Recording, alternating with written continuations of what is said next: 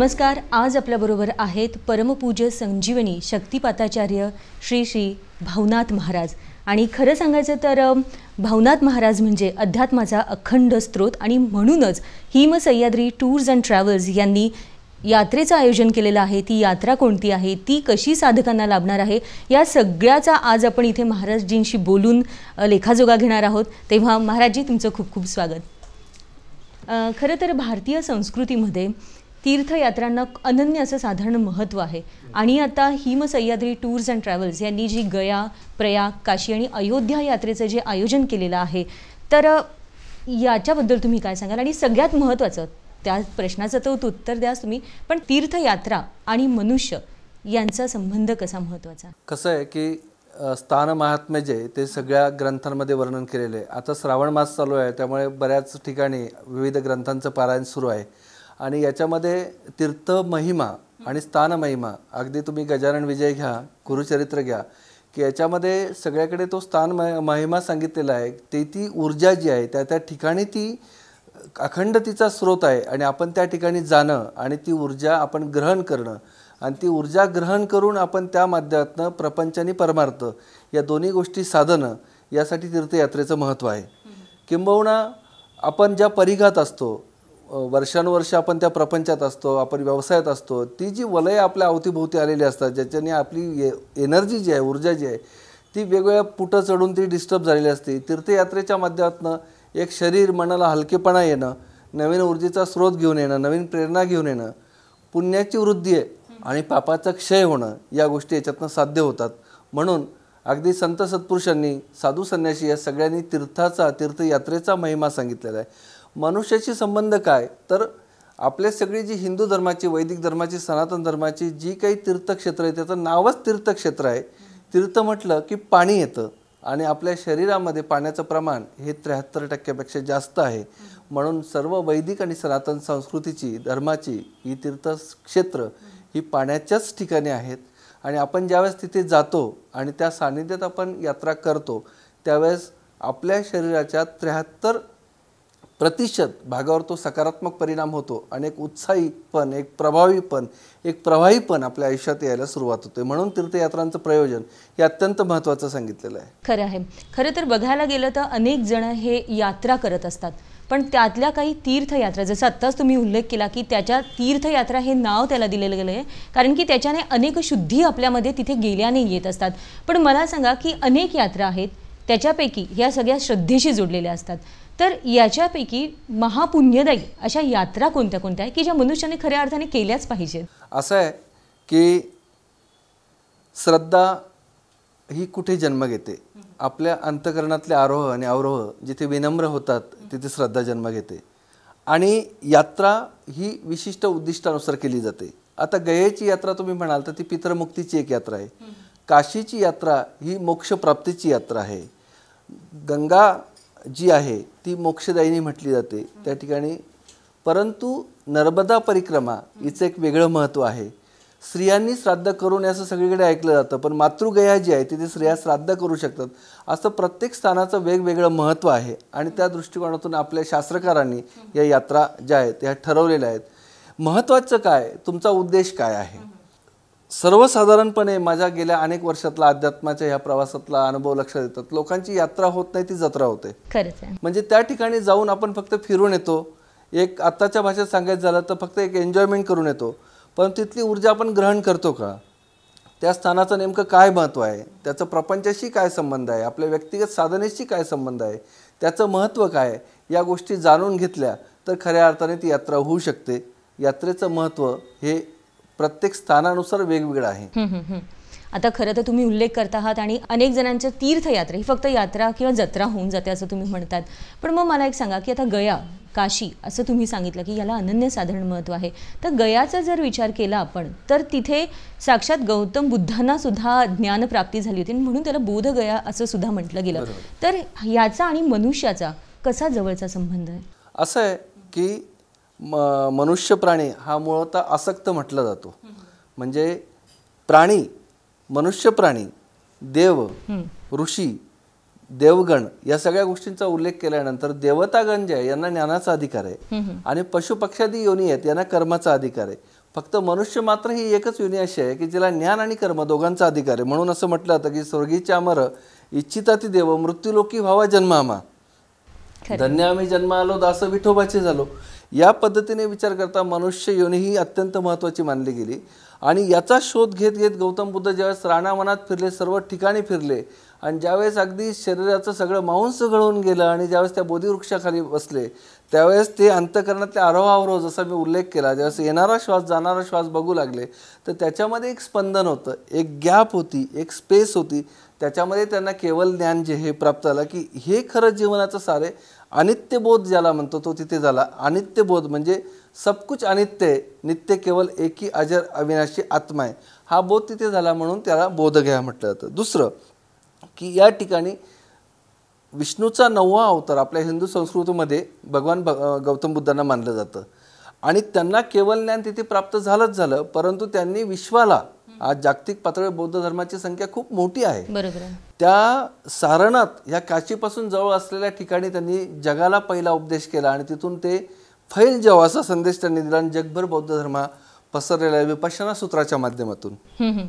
खरं तर खूप महत्त्वाचं तुम्ही बोलता आहात आणि हे जे तुम्ही सगळं सांगता आहात ते जर मनुष्याने त्याच्या जीवनात आचरण केलं तर मला असं वाटतं की संसारामध्ये राहून सुद्धा तो परमात्मा गाठू शकतो.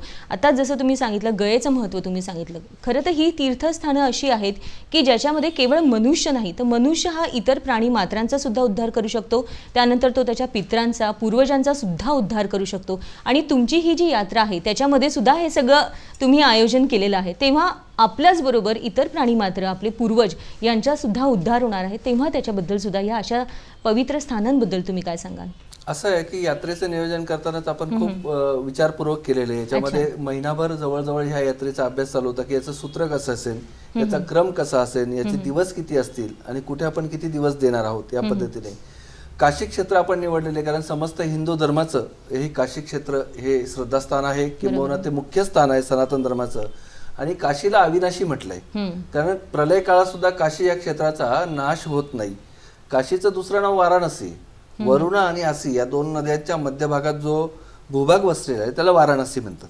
बरोबर आहे. आणि या ठिकाणी आपण जर नीट अभ्यास केला असेल तर या ठिकाणी देह विसर्जन करणं महापुण्यदायक म्हटलंय. कारण बाकीच्या ठिकाणी व्यक्ती किंवा प्राणी यांचं देह विसर्जन झालं, त्याचा अग्निसंस्कार झाला तर फक्त देहाचं विसर्जन होतं. काशी क्षेत्र हे एकमेव असं क्षेत्र आहे त्याच्यामध्ये अशी ऊर्जा आहे की त्याचा कारण देह म्हणजे सूक्ष्म देह ज्याला म्हणूया आपण, तो सुद्धा त्या ठिकाणी भस्मीभूत होतो. म्हणजे आपण म्हणतो की माणसाच्या सोबत माणसाची कर्म येणार आहे आणि त्या कर्मानुसार त्याला पुढचा जन्म ठरणार आहे. परंतु काशी क्षेत्रामध्ये दहन संस्कार झाल्यानंतर त्याचा मनोमय शरीर, त्याचं प्राणमय शरीर, जी पंचकोश आहेत ते 5ही शरीरांचा जो आहे तो दाह होतो. तिथे पूर्णपणे त्याला मुक्ती मिळते आणि पुनर्जन्म जो म्हणतो आपण की परत परत जन्म घेणं, हा जन्म मृत्यूचा फेरा तिथे चुकतो. म्हणून काशी क्षेत्रामध्ये पंचक्रोशी यात्रा केल्याशिवाय काशी क्षेत्राचं पुण्य मिळत नाही किंवा ती यात्रा पूर्ण होत नाही. म्हणून आपल्या यात्रेमध्ये काशी क्षेत्रातली पंचक्रोशीची यात्रा करणार आहोत. त्याच्यामध्ये माणसाच्या शरीरामध्ये जे पंचक्रोश आहे, मग त्याच्यामध्ये आपला अन्नमय कोश म्हणजे जी आपली फिजिकल बॉडी आहे, प्राणमय कोश आपली जी कॉस्मिक बॉडी आहे, त्याच्यानंतर मनोमय कोश आहे, माइंड बॉडी आहे, एथरिक बॉडी आहे, त्याच्यानंतर तुमची जी आध्यात्मिक शरीर ज्याला आनंद शरीर म्हणतो, असं पंचकोशाची ती यात्रा एक होणार आहे. आणि त्या माध्यमातून संपूर्ण कणाकणात आणि कोणाकोणात शरीराच्या, मनाच्या, बुद्धीच्या ही संजीवनी जी आहे, ही संजीवनी आपण त्या यात्रस्थाच्या संपूर्ण जीवनामध्ये प्रवाहित करणार आहोत. त्यासाठी काशी आहे. गया असं म्हटलं की संपूर्ण पितृदोष गया असं म्हणतात. कारण गयेला एकदा श्राद्ध विधिवत जर केलं तर पुन्हा भाद्रपदातील श्राद्ध करायची गरज राहत नाही, संपूर्ण पितरांना मुक्ती मिळते. हा त्याचा एक महिमा. मग आता याच्यामध्ये आपण त्रिवेणी संगम पण घेतलेला आहे. त्रिवेणी संगम मनुष्याच्या शरीरामध्ये इडा, पिंगला आणि सुषुम्ना हे 3 नाडी आहेत आणि त्या इडा, पिंगला, सुषुम्नेचा संबंध हा गंगा, जमुना, सरस्वतीशी येतो. ज्यावेळेस तिथे विधिवत तर्पण होतं, विधिवत श्राद्ध होतं आणि त्याच्यानंतर पितरांची मुक्ती आपल्याला साध्य होऊन आपली साधना होते, त्यावेळेस शरीरामध्ये हा गंगा, जमुना, सरस्वतीचा त्रिवेणी संगम होतो आणि आपली ज्ञानाची दारं उघडतात. कारण पृथ्वी गोलाचा विचार करता आपल्या शरीराचा आज्ञाचक्राची जी जागा आहे, जी भ्रुकुटी मध्यामध्ये, काशी क्षेत्र तिथे आहे. अच्छा. म्हणजे संपूर्ण पृथ्वीचं आज्ञाचक्र जर म्हणाल तुम्ही तर ते काशी क्षेत्र आहे आणि तो आपण त्या ठिकाणी अभ्यास पूर्ण रीतीने ते ठरवला. अगस्त्य ऋषी अत्यंत महत्त्वाचे समजले जातात. अगस्त्य ऋषींनी महान तपश्चर्या त्या ठिकाणी केलेली आहे. जे सप्तचिरंजीवांपैकी एक आहेत श्री दत्तप्रभू यांचं स्नानादी कर्म जे आहे ते गंगेच्या किनारी ते करतात, त्यांच्या आरतीमध्येही तसा उल्लेख आहे. आणि दुसरं की काशी क्षेत्र हे असं आहे की ज्या ठिकाणी तुम्ही अविनाशी तत्वाला हे करू शकता, कारण प्रलय काळात सुद्धा काशी क्षेत्र हे नष्ट होत नाही, म्हणून अविनाशी तत्वाचा त्या ठिकाणी तुम्हाला तिथे फायदा होतो. आता यामध्ये आम्ही लहानपणी एक प्रश्न विचारला होता की देव की देव महादेव आहेत, बरोबर आहे, मग ते नेमके ध्यानस्थ का बसलेले असतात, ते असं कोणाचा जप करतात. मग ज्यावेळेस तो प्रश्न तर मला तात्काळ कोणी उत्तर देऊ शकले नाही, कारण तेवढा अभ्यास हा ध्यानातनच मिळू शकतो. परंतु मला मात्र माझ्या ध्यानातनं अक्कलकोटच्या स्वामी महाराजांनी ते उत्तर दिलं. तर राम शिव का जाप करते और शिव राम का जाप करते, हे अद्वैत आहे. म्हणून अध्यात्मामध्ये पहिला अपराध हा शिव आणि केशव म्हणजे शिव आणि विष्णू याच्यात भेद करणं मानलेलं आहे, म्हणून आपण याच्यामध्ये अयोध्या पण घेतलेलं आहे. अच्छा, मी या प्रश्नाकडे खरं तर येणारच आहे, कारण अयोध्येकडे तर आपण जाणार आहोत. तत्पूर्वी आम्हाला अनेक अशी प्रश्न आहे की जी जाणून घ्यायची आहे, कारण की ही सगळी तुमच्याकडनं हे ज्ञानबोध झाल्यानंतर, तुमच्याकडनं ही माहिती मिळाल्यानंतर मला असं वाटतं की अनेक असे लोक असतील की जे हे बघतील, ऐकतील, तर त्यांना नक्कीच इच्छा होणार आहे की आपण सुद्धा या यात्रेमध्ये सहभागी व्हावं म्हणून. तर या साधनेकडे सुद्धा आपण येणार आहोत, कारण की शेवटी कितीही यात्रा केल्या, सगळ्या केल्या, तरी साधना पण ही फार महत्त्वाची असते. आणि मगाशी जसं तुम्ही उल्लेख केला की गंगा, जमुना आणि सरस्वती या त्रिवेणी हा संगम आहे. आणि त्याच्याही आधी जेव्हा तुम्ही उल्लेख केला होता नर्मदे नदीचा, की गंगा ही जेव्हा पवित्र झाली आणि पार्वतीने जेव्हा तिला श्राप दिला, तेव्हा तिला पवित्र करण्यासाठी तो श्राप तर तिचा खोटा ठरू शकला नाही, पण महादेवाने तेव्हा गंगेला सांगितलं की तुला पवित्र होण्यासाठी वर्षातनं एकदा तू नर्मदेला भेट आणि तेव्हा तू पवित्र होऊ शकते. तर तिकडे सुद्धा तुम्ही जाणार आहात, तर गंगा नदीचं पण आहे आणि आपल्या समस्त मानवांमध्ये उद्धारासाठी नद्यांचं फार महत्त्व दिलं आहे. तर ह्याबद्दल पण तुम्ही थोडंसं आमच्या सगळ्या श्रोत्यांना, आमच्या रसिकांना सांगावं. असं आहे की नद्या ह्या मुळातच मोक्षदायीने सांगितल्या. आणि गंगा नदीचं महत्त्व का, तर गंगा नदी ही भगीरथाने प्रचंड प्रमाणात अत्यंत मेहनत घेऊन ती पृथ्वी तलावर आणलेली, म्हणून आपल्याकडे जास्तीचे प्रयत्न केले की त्याला भगीरथ प्रयत्न म्हणतात. आणि त्या गंगेच्या प्रवाहाने 60,000 सगरपुत्रांचं, त्यांच्या पूर्वजांचं हा उद्धारण झालेलं आहे. कपिल मुनींच्या शापामुळे जे शापित झालेले होते. तीर्थाचा महिमा तुम्ही सिंहस्थामध्ये जाणला असेल, खरं की प्रत्येक स्नानाचे नियम आहेत, प्रत्येक स्नानाचे मान आहेत, त्या साधूंना, त्या संतांना, त्या संप्रदायांना, त्या आखाड्यांना. आणि हे मान असल्यामुळे त्या तीर्थाचं महत्त्व आपल्याला कळत असतं. ज्यावेळेस तो साधू, ती संत परंपरा, ती जगद्गुरू त्या ठिकाणी स्नान करतायत, त्यावेळेस त्या स्थानाची जागृती पुन्हा नव्याने वाढते. आणि ज्यावेळेस आपण साधकांच्या माध्यमातून त्या ठिकाणी जातो आहोत आणि ते स्नान करतो आहोत, तर आपली जी शरीरावर अनेक प्रकारचे पुटं चढलेली असतात, अनेक प्रकारची कर्मांची पुटं असतात, ती पुटं त्या ठिकाणी गळून पडतात. आपल्याला एक नवं चैतन्य प्राप्त होतं, आपली कर्मांची पुटं गळून पडतात. आणि म्हणून आपल्याला तीर्थयात्रा करणं हे अत्यंत लाभदायक सांगितलं. किंबहुना वर्षातनं एकदा तीर्थाटन हा सृष्टी ज्यावेळेस निर्माण झाली तेव्हापासून शास्त्रकारांनी घातलेला पॉइंट आहे. नाही तुम्हाला वर्षातनं एकदा जमलं तर तुम्ही 3 वर्षात एकदा जावं, अधिक मास, अधिक मासात तुम्ही जावं. अधिक मासात नाही जमलं तर तुम्ही षण्मासात जावं. ते जर नाही जमलं तर तुम्ही ऍटलीस्ट सिंहस्थात तरी जावं, या पद्धतीने त्यांनी सांगितलेलं आहे. तर तुम्ही त्या यात्रा जसं कन्यागतात वाईला पर्वणी भरते, सिंहस्थात कुंभमेळा असतो, त्या त्या ठिकाणी ती ऊर्जा जर आपण ग्रहण केली तर त्याचा फायदा नक्कीच आपल्याला प्रपंच आणि परमार्थ दोघांना होणार आहे. महाराजजी, खरं तर चातुर्मास चालू आहे आणि तुम्ही हे सगळ्या साधना यात्रांचं तर खरं बोलता आहात, पण आता सुद्धा व्रतवैकल्य हे प्रत्येक घरांमध्ये चालू आहे. तुमची ही जी यात्रा आहे ती अधिक मासामध्ये आहे, ज्याला मलमास सुद्धा असं म्हणतात. या मासामध्ये मन शुद्ध होतं, आचरणामध्ये शुद्धीकरण आणलं जातं, तुमचं सत्सद विवेक बुद्धी याच्यातनं जागृत होते. तर अशा या मलमासामध्ये अधिक महिन्यामध्ये हे सगळं आयोजन तुम्ही केलेलं आहे, तर ह्याचं काही खास असं प्रयोजन होतं का? शास्त्रामध्ये असा उल्लेख केलेला आहे की अधिकस्य अधिकम फलम, म्हणजे अधिक मासामध्ये जे काही आपण स्नान, दान, जप करतो, तर्पण करतो, त्याचं पुण्य हे सहस्रगुणा जास्त सांगितलंय. कारण अधिक मास हा जो आहे याला पुरुषोत्तम मास सुद्धा म्हणतात. बरोबर आहे. हा पूर्ण मास हा भगवान विष्णू स्वरूप आहे.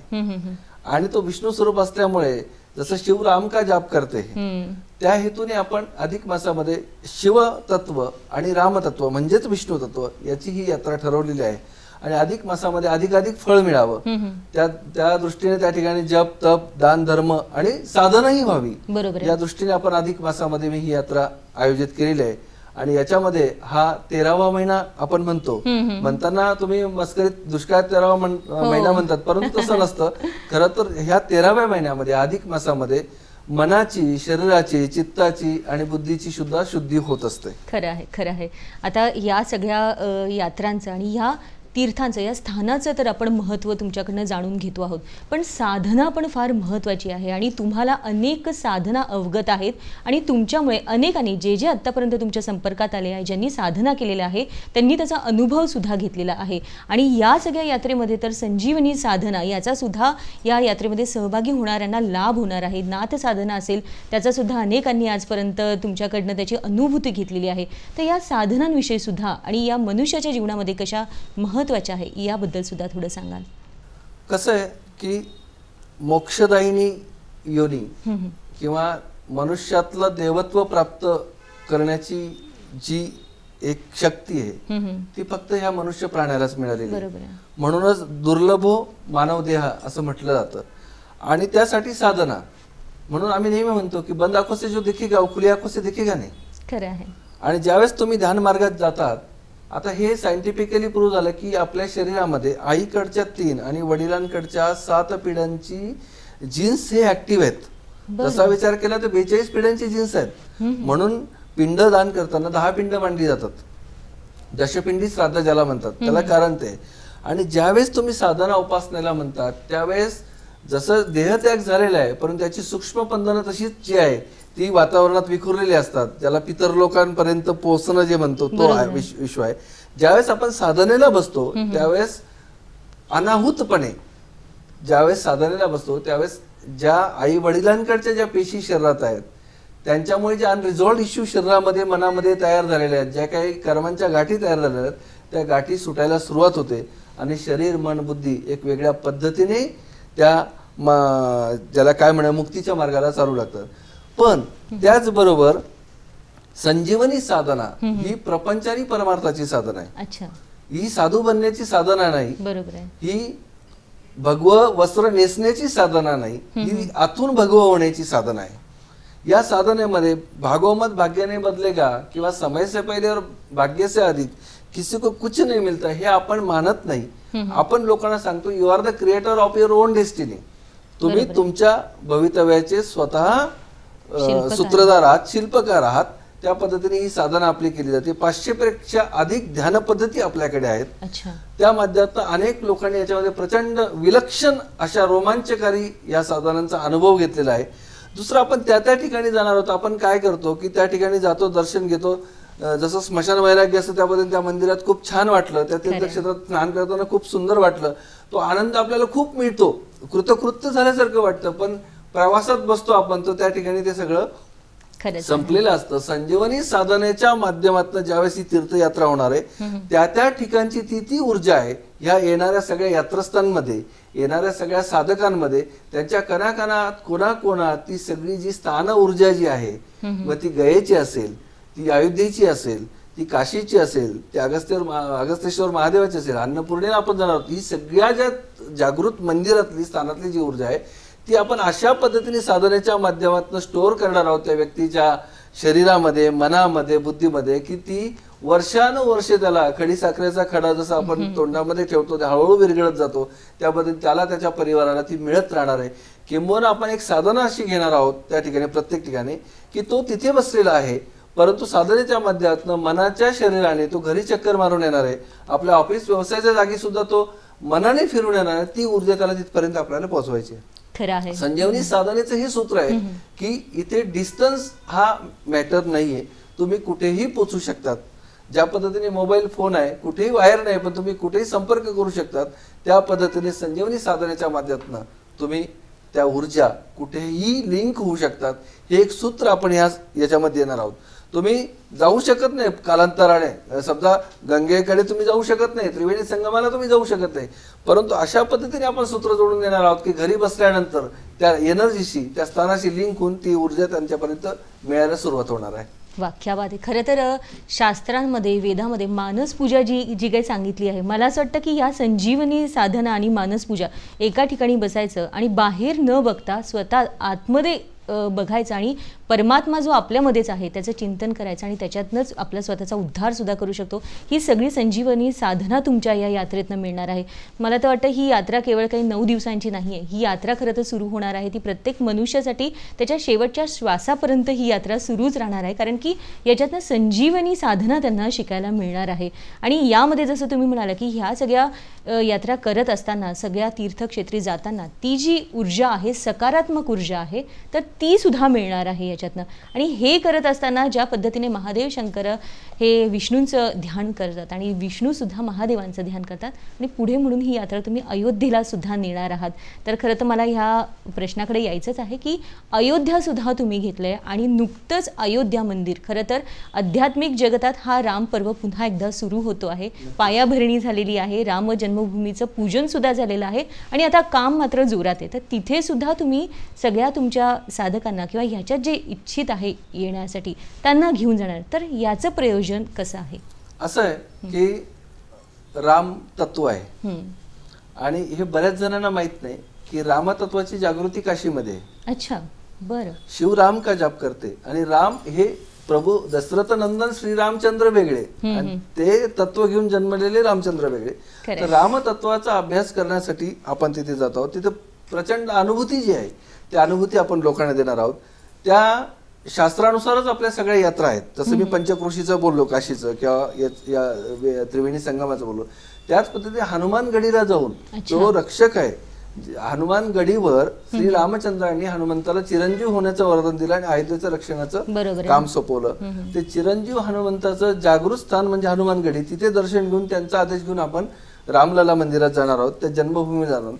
सप्तपुरीमध्ये अयोध्या आहे, काशी आहे, या 2 पुरी आपण त्या ठिकाणी करणार आहोत. आणि राम नाम जे आहे ते सत्य आहे. हे कसं सत्य आहे हे आपल्याला फक्त त्या मृत शरीराला येताना म्हटलं तर पण तसं नाहीये. ते रामतत्व जे आहे त्याची अनुभूती ही त्या ठिकाणी आपल्याला द्यायची. जसं राम म्हटलं की तोंड उघडतं आणि म म्हटलं की तोंड बंद होतं.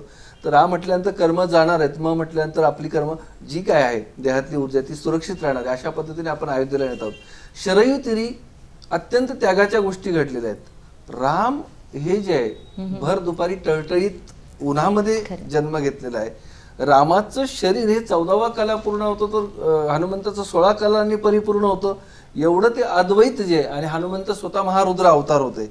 ही जी भक्ती आहे म्हणजे भक्ती मार्ग, ज्ञान मार्ग आणि कर्म मार्ग या तिन्ही मार्गाचा त्रिवेणी संगम आपण ह्या यात्रेतनं साध्य करतो आहोत. अगदी अगदी. कारण कुठल्याही मार्गाने केलेली जी भक्ती आहे ती शेवटी एकाच निर्गुण निराकार परमेश्वराला पोहोचते.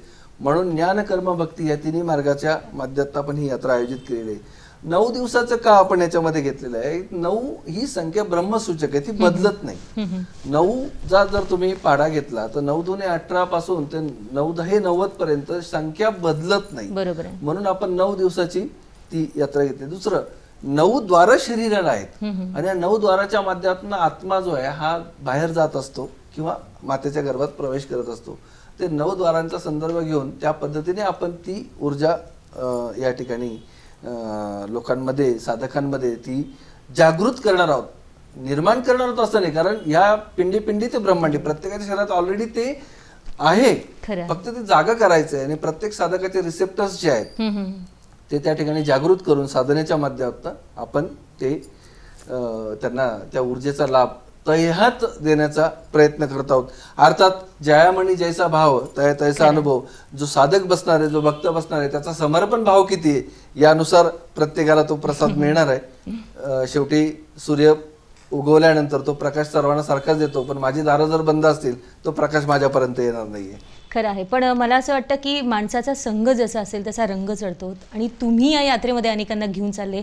जरी त्यांचं द्वार हे आंतरिक द्वार हे उघडलं नसेल, पण रामाचं नाव सुद्धा घेतलं तरी त्या नावाने जे गुंजन होतं, जे कंपनं निघतात, त्याच्याने सुद्धा अनेक दारं ही आपल्या न कळत सुद्धा आपली आंतरिक दारं ही उघडत जातात आणि पुढे पुढे आपल्याला सगळ्या गोष्टींचा मोद होतो. त्याच्यात संजीवनी साधना तुम्ही शिकवणार आहात. त्याच्यामध्ये अशा अनेक ठिकाणांवर तुम्ही घेऊन जाणार आहात की जिथून त्यांना सकारात्मक ऊर्जा मिळणार आहे, जी त्यांच्या मनुष्य जीवनासाठी सर्वांसाठी उद्धारणार आहे. आणि जसं म्हटलं आहे की देवांना सुद्धा मनुष्य हे शरीर हे दुर्लभ आहे आणि साधनेतनं आपण प्राप्ती ही करू शकतो. तर ही सगळी यात्रा करत असताना खरं करोनाचा काळ आहे आणि संपूर्ण जगावर त्याची दहशतसुद्धा आहे. तर अशा काळामध्ये कुठेतरी लोकांना एकदम निर्भीड बनवण्यासाठी सुद्धा अशी ही यात्रा आहे का तुमची? खरं तर ज्या स्वामींच्या मार्गामध्ये आम्ही आहोत त्यांनी एक वाक्य सांगितलं की भिवू नकोस, मी तुझ्या पाठीशी आहे. अगदी. आणि ज्यावेळेस आम्ही त्यांना मानतो आहोत, जाणणं तर कठीण आहे अक्कलकोटच्या स्वामींना, परंतु त्यांच्या आदेशाने आम्ही जर यात्रा आयोजित करत आहोत तर सर्व प्रकारची काळजी घेऊनच यात्रा केलेली आहे. दुसरं, कोरोनाचा प्रादुर्भाव सगळीकडे झालेला आहे, परंतु कोरोना सोबत जगायला शिका असे संदेश आता येत आहेत. आणि कोणीही तसं काही त्या पद्धतीने घरात बसून नाहीये.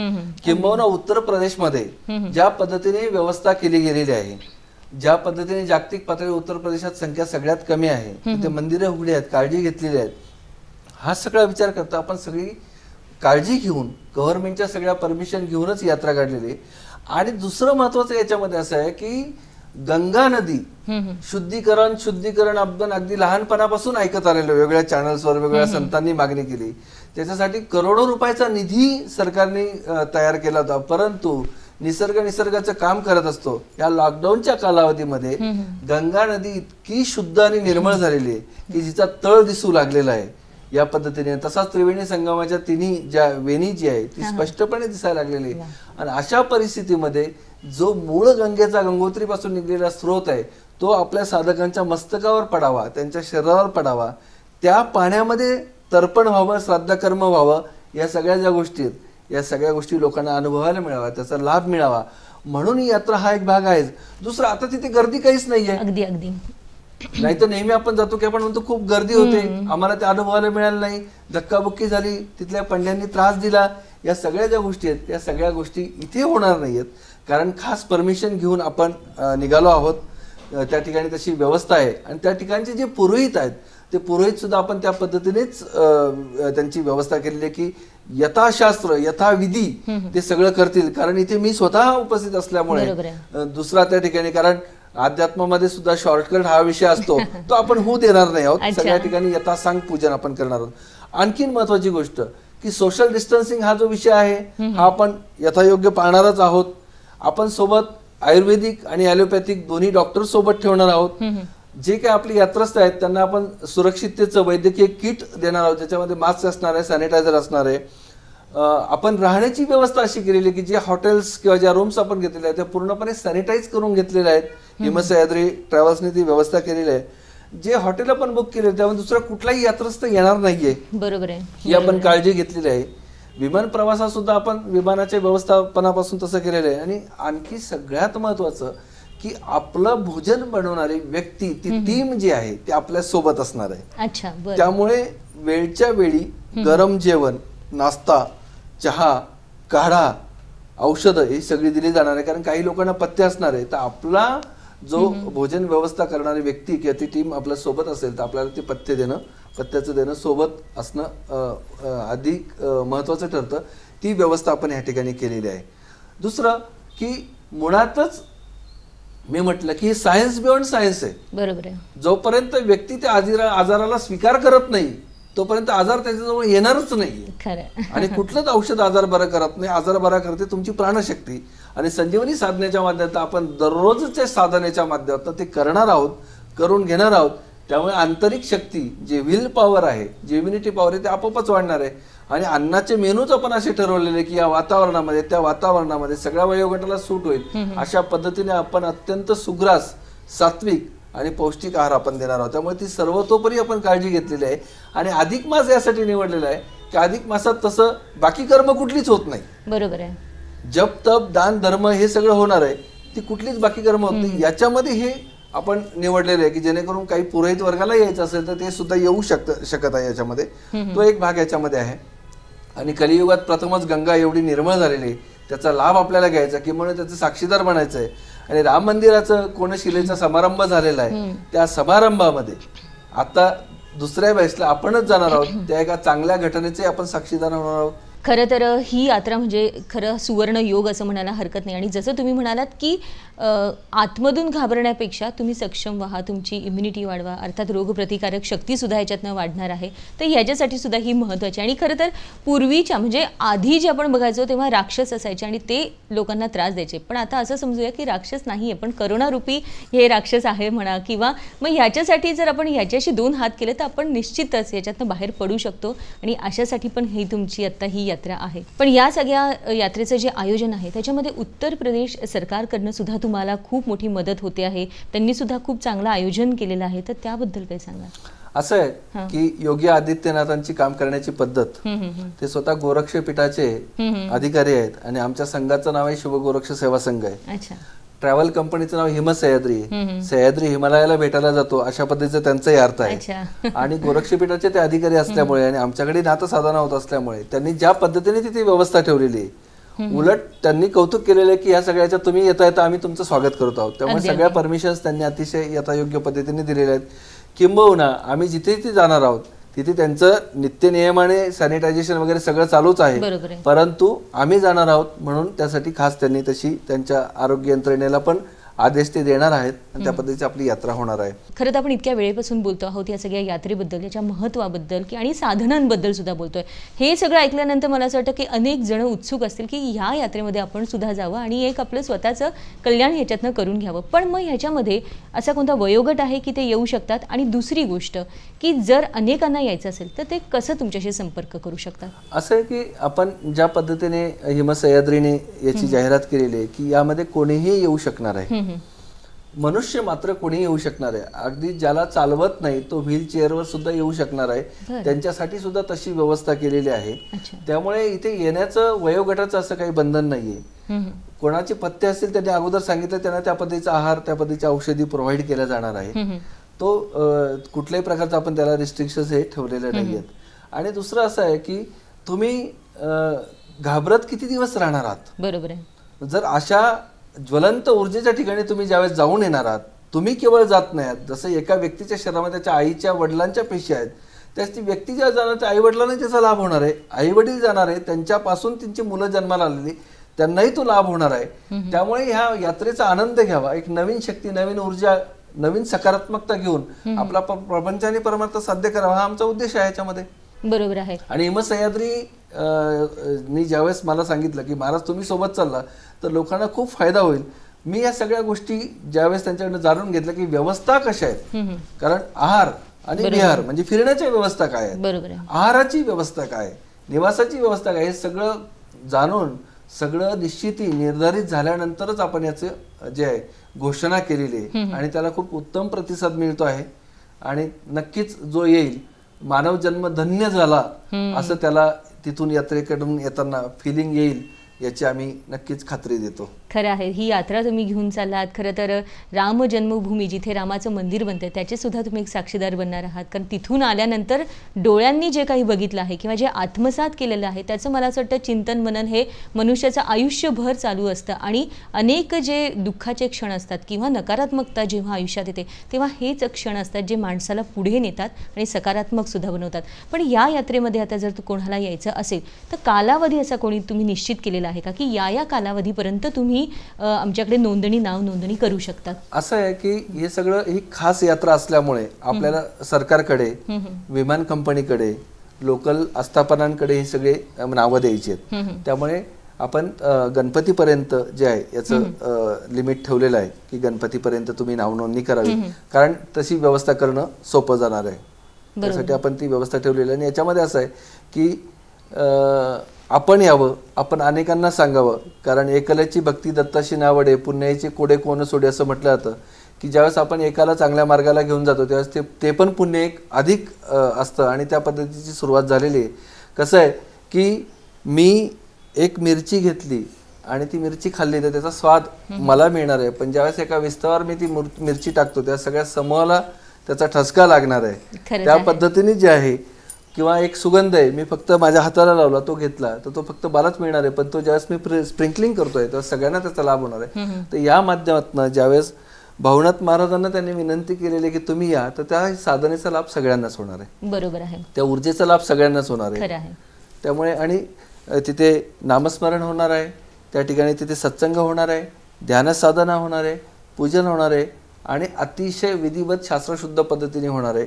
त्यामुळे यात्रा होणार आहे, ती पुढच्या वेळेस पुढची यात्रा असेल, जत्रा होणार नाही. नाही तर परत परत त्या गोष्टीचा रिझल्ट आला नाही म्हणून वारंवार त्याच विधीला लोक जातात. तशी स्थिती इथे होणार नाहीये. खरं आहे. आणि महत्त्वाची गोष्ट अशी आहे की ज्या व्यक्तीकडनं आपल्याला ज्ञान मिळतं, ज्ञानार्जन होतं, त्याला आपण खरं गुरुसुद्धा म्हणतो. आणि आपल्या शास्त्रांमध्ये जसं सांगितलं की ध्यानमूलम गुरुमूर्ती, पूजामूलम गुरुपदम, मंत्रमूलम गुरुवाक्यम, मोक्षमूलम गुरुकृपा. म्हणजे मोक्षाची देवांना सुद्धा जेव्हा ते मनुष्य योनीमध्ये आले तेव्हा त्यांनी सुद्धा गुरु केले. तर अशांसाठी पण तुम्ही तिथे जाताय, तुम्ही साधना शिकवत आहात. अनेकांना त्या गुरूंचं म्हणजे अर्थात तुमचे साधकसुद्धा ह्याच्यात असतील किंवा ते ज्ञानसुद्धा मिळणार आहे. तेव्हा अशा ह्या सगळ्या गोष्टींमध्ये ही यात्रा तुम्ही करत आहात, याला खरं तर महत्त्व आहे, अनन्यसाधारण असं महत्त्व आहे. कसं आहे याच्यामध्ये की गुरु हे एका तत्वाचं तत्व आहे. गुरु कुठल्या देहाचं नाव नाही. म्हणून आपल्याकडे साधना घेताना ज्यांनी अनुग्रह घेतलेला आहे, ज्यांनी नाम घेतलेलं आहे, आपण तिथे म्हटलं जातं की अपने अपने गुरु के प्रति समर्पण करके बैठ जाओ. तिथे जो कोण येईल त्याला त्याच्या इष्टदैवतेचं, त्याला त्याच्या गुरुदेवांचं, हे सगळं सद्गुरूंचं त्याला अनुभूती येणार आहे. म्हणजे आवश्यक नाहीये की तिथे भवनाथ महाराज कोणाला अनुग्रह देणार नाहीयेत, त्यांची साधना करून घेणार आहे. आणि गुरु तत्व आहे, गुरु देहाचं नाव नाही. त्या प्रत्येकाने ज्यांनी कोणी गुरु केलेला आहे किंवा ज्यांनी कोणाकडनं अनुग्रह घेतले त्यांनी त्यांचं स्मरण करून बसायचं आहे. अच्छा, म्हणजे त्यांना तो लाभ होणार आहे, त्यांना तो लाभ होणारच आहे. म्हणजे गरजेचं नाहीये की भवनाथ महाराज माझे गुरु नाहीयेत, माझे गुरु अन्य आहेत आणि मी येऊ का, येऊ शकेल का, तर तसं नाही. ती या साधनेमध्ये असं म्हटलं होतं की अपने अपने गुरु के प्रति समर्पण करके बैठ जाओ. त्यामुळे गुरु हे तत्व आहे, गुरु कुठल्या देहाचं नाव नाही. त्यामुळे तो लाभ त्यांना होणारच आहे. म्हणूनच हा प्रश्न खरं उपस्थित केला होता की अनेकांच्या मनात ही शंका येऊ शकते की माझे गुरु कोणीतरी अन्य आहे आणि मी या यात्रेमध्ये येऊ शकतो का मग. तर ह्यासाठी आणि ज्या ज्या ठिकाणी मन जाय माझे त्या त्या ठिकाणी निजरूप तुझे, मी ठेवितो मस्तक ज्या ठिकाणी तेथे तुझे सद्गुरु पाय दोन्ही. आपण सर्वत्र चराचर व्याप्त गुरुतत्वाला सर्वत्र आपल्या गुरुला बघितलं तर काय विषय, गुरु देहाचं नाव नाहीच आहे. खरं आहे, खरं आहे. पण आता एवढी सगळी चर्चा केली आहे, अनेक जण उत्सुक आहेत, जाता जाता सगळ्यांना काय आवाहन कराल? असं आहे की ह्या सगळ्या ह्याच्यामध्ये जी मूळ संजीवनी साधन आहे त्याचा लाभ घेत आपल्याला तीर्थयात्रा घडते, हा मणिकांचन योग आहे. याचा पुरेपूर फायदा घ्यावा. कारण देवलोक, पितृलोक, मनुष्यलोक सगळ्या लोकांशी अनुसंधान साधून या ठिकाणी कणाकणात आणि कोणाकोणात ती संजीवनी शक्ती जाणार आहे. परात्पर शिवतत्वाकडून दत्तप्रभूकडे, दत्तप्रभूंकडून नवनाथांकडे, नवनाथांकडून 84 सिद्धांकडे आणि 84 सिद्धांकडून अनेक सिद्ध अवधूतांच्या परंपरेत ह्या लोकांपर्यंत ती साधना मला माध्यम म्हणून जी दिली जाते त्याचा सगळ्यांनी लाभ घ्यावा आणि शताधिक नव्हे सहस्राधिक पुण्य प्राप्त करावं आणि या संधीचा लाभ घ्यावा. हिमसह्याद्री ने ज्या पद्धतीने आयोजन सांगितल्यानुसार आदेशानुसार केलेलं आहे त्याबद्दल त्यांचंही कौतुक मी करतो. सगळ्या परमिशन दिल्या त्याबद्दल उत्तर प्रदेश सरकारचंही मी आभार मानतो. आणि आत्तापर्यंत ज्यांनी ज्यांनी नोंदणी केलेली त्यांच्या पुण्याईलाही मी अभिवादन करतो. त्यामुळे सर्वांनी याचा लाभ घ्यावा हेच आवाहन मी करेन. खरं आहे. अतिशय महत्त्वाच्या अशा या यात्रेचं आयोजन तुम्ही केलेलं आहे आणि ती माहिती सगळी आज तुम्ही आम्हाला इथे दिली त्यासाठी आपले खूप खूप आभार. धन्यवाद.